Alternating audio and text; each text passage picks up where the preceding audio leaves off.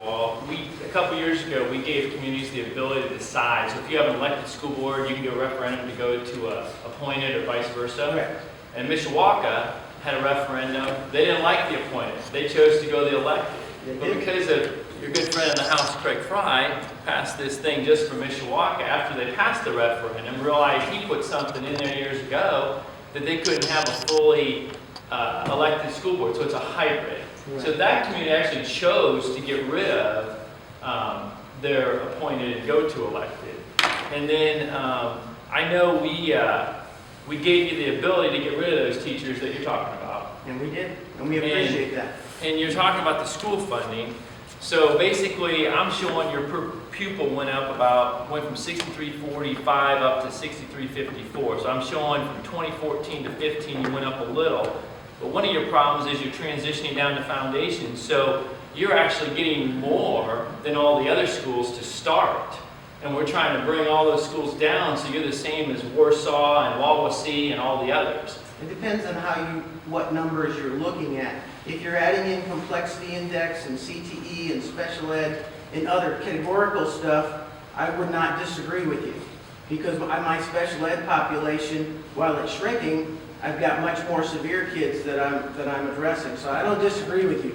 But if you look at the base foundation ADM, we're at about 4850. Well, but that's what I'm saying. The reason your foundation's going down is because you're already receiving more than everyone else for their foundation.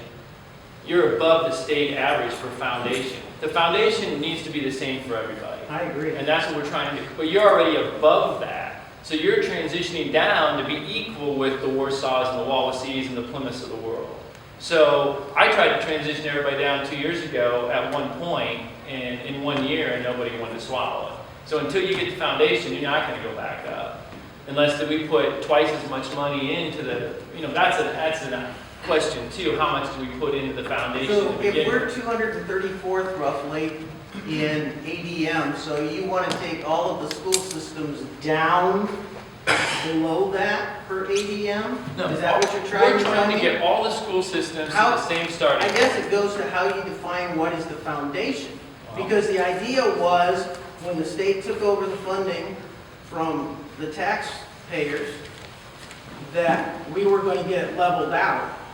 But leveled out doesn't seem like the bottom is coming up. Leveled out seems like the top is coming down. And so where is foundation, I guess, is maybe a better question that I should be asking. Well, foundation is 4587, and it's showing that you're above foundation by overall dollars. Last year, 1.2 million, or 2 years ago, 2014, 367,000, and now you're only 232,000 total above foundation.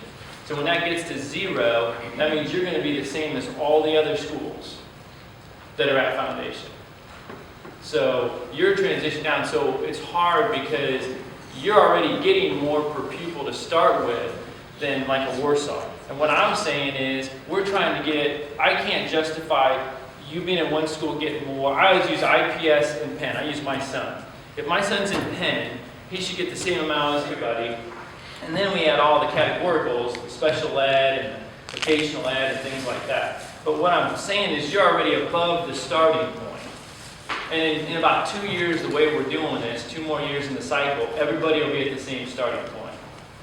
So that's one reason, but I'm still showing that you went up in total dollars from 14 to 15. I'd love a copy of that report because everything that I've got does not match. So I'm not saying that you're wrong. I'm just saying what I've got doesn't agree. So I don't want to be here as an individual argument. That's not my point. Would you mind connecting with Steve? Yeah, I can discuss it. I give all my superintendents their sheets. Yeah. Other questions? And a pretty key issue. I know Steve talked about it. It's probably one of the flaws in the 1, 2, 3 plan when we pulled, the funding downstate. That's why we've been an advocate for local control of schools. Other questions?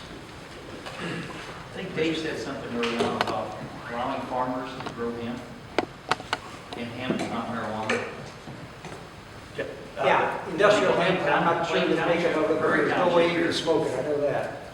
They used to grow hemp, but hemp developed into marijuana and seeded out and blew it all around the countryside and got into water and went down the creeks and in the air. those townships up there where the hemp factory used to be, just south of Leesburg on the west side of the road. That was the source of the marijuana that the college kids from the East Coast came here on the weekends to harvest. They're claiming this absolutely in no way can turn it into a smokable product. There is something in the, Commissioner, there is something in the bill that ensures that the active ingredient of marijuana is not able to be grown. I wish I could articulate it as well, but there is something that makes, it'll be hemp oil or hemp only for rope, and it is not a smokable substance. Share the same concern you have. We don't want to open up an avenue for an issue that'll create issues for Tony in the future. So you're right. Yeah.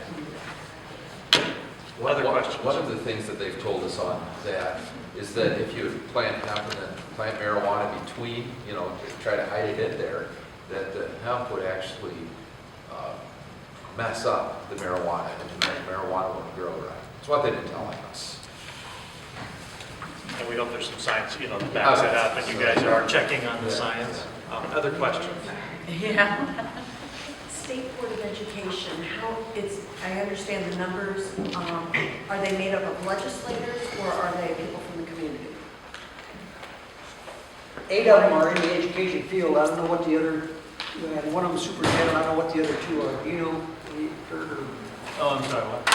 the existing Board of Education, 8 of them are in the education field, but do you know what the other 2 are besides the superintendent? I think they're a business and commerce interest of some sort, aren't they? Yeah, they're out of some segment of society, but I'm not sure what it is. Hi, Chet Venture from the Carpenters Training Center here. As you guys know, there was a bill in the Senate and a bill in the House to repeal common construction rate.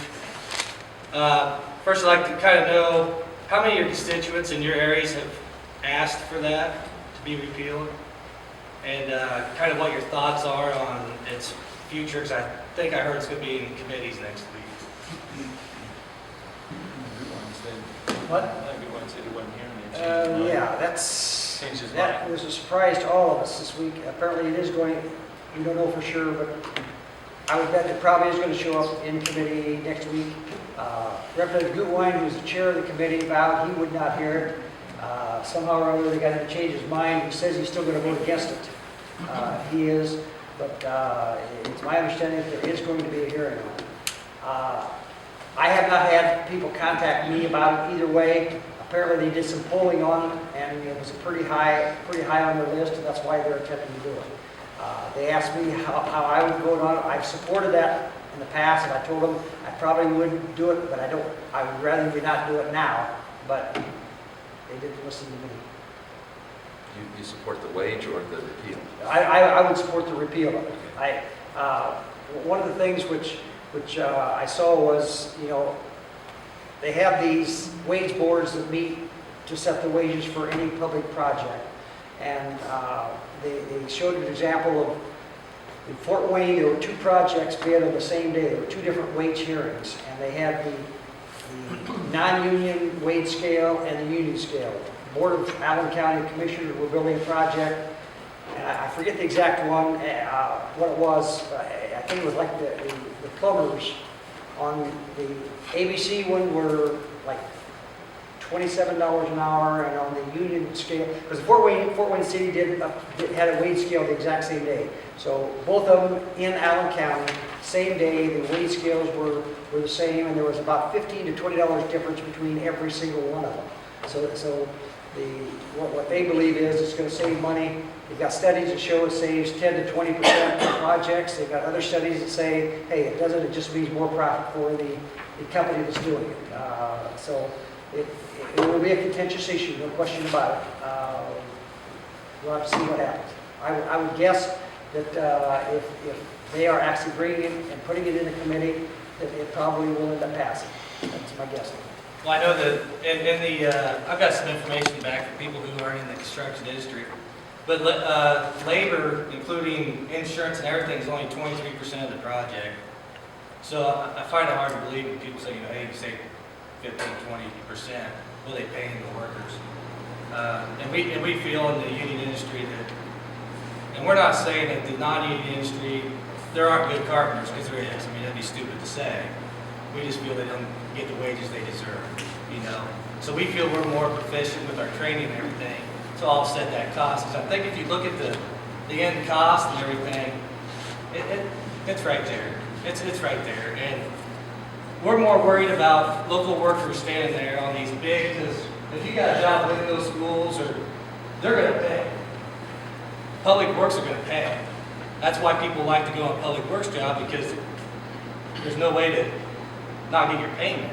So our concern is people coming from out of state, bringing their workers, taking their tax base, which would in fact impact the budget, take their money back home to spend, you know, in Ohio, Kentucky, Arizona.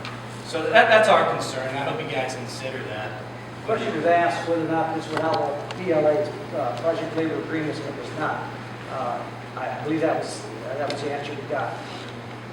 Yeah, that's what I picked up on too. Yeah, so in those cities that majority are union, they will probably still have total, they'll use the union wage scale. Those cities that are not, they probably won't. Do you know what % of the jobs that the unions do are private and which are public? Have you seen any numbers on that, Jeff? Oh, I mean, a lot of our contractors do. It depends on what kind of contractor you are, really. I mean, Ferris Construction is, you know, they do a lot of school work. YDN does a lot of hospital work. So it's kind of contractor specific. We've got contractors who do a lot of different, you know, so I don't really have a good answer for you on that one, but. I'd like to make a few comments on that. I think I've been watching, trying to learn more about this over the last few months here. When Wawasee schools had their hearing for the set the construction wage, I went and watched the process there. And it was, you know, I'll admit, it's kind of a convoluted process. It's a lot of different things coming on, and we knew the outcome of it before it started. And I think we all pretty much knew. And so in Kosciuszko County here, 15 of the last 16 projects have been the non-union wage scale. And so in any project in Kosciuszko County, this change would have zero effect, okay? And, well, okay, there's one little caveat to that, in that even with the non-union wage scale, you can now have somebody coming in at minimum wage, you know, bringing people in from out of state or some other place. So there could be some unintended consequences there of that one. And then the other thing that Dave mentioned is in other cities where there's the PLAs, project labor agreements, they could still end up with the same wages on those projects. And so I'm looking at it and say, you know, when they're talking about huge numbers of savings, I really doubt that it's that much. So anyway, those are some of the things that I've been picking up on. I haven't, you know, I'm looking at different things here. The one big issue that right now, okay, any undocumented worker, any illegal alien, would not be able to work on a construction project because of the process that we go through, payroll, certified payroll, and stuff like that. If we strip this, that could be another unintended consequence. And so I think that's another thing that we're going to be working on also to, if this does go through, we want to make sure that's covered somehow. You know, hey, can I go back to the superintendent? Because I gave him the wrong school. Oh, no wonder I said, is that Whitley County Schools that he's talking about? He said, yeah. And so it's Whitco, which is Kosciuszko County. So I'm giving you Whitley County schools, but your issue is a little different. Your per pupil is going up about $150 a pupil, but your total dollars going down because you've lost about 150 students. Does that sound about? I don't have any problem with But that. does that sound more correct? Well, when I saw 3,000 students, I'm like, there's no way you got 3,000 students. No way. So I knew it couldn't be the right one. I feel better now. So you have a different issue, and I can talk to you about that.